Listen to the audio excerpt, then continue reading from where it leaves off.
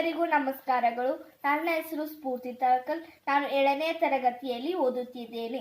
ನಾನು ಒಂದು ಕೃಷ್ಣನ ಹಾಡನ್ನು ಹಾರ್ಮೋನಿಯಂ ಜೊತೆಗೆ ಹಾಡುತ್ತೇನೆ.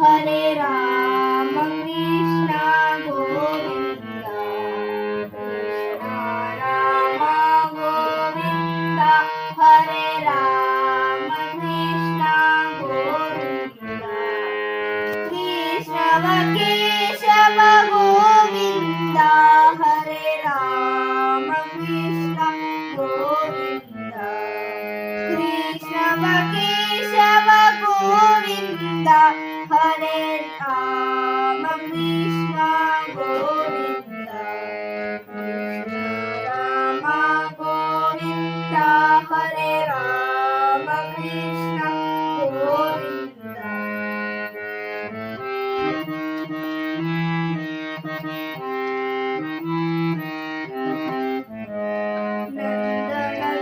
Nanda Govinda Hare Rama Krishna Govinda Nandana Govinda Hare Rama Krishna Govinda Namanita Chora Govinda Hare Rama Krishna Govinda Namanita Chora Govinda Hare Rama Krishna Govinda Hare Rama Krishna Govinda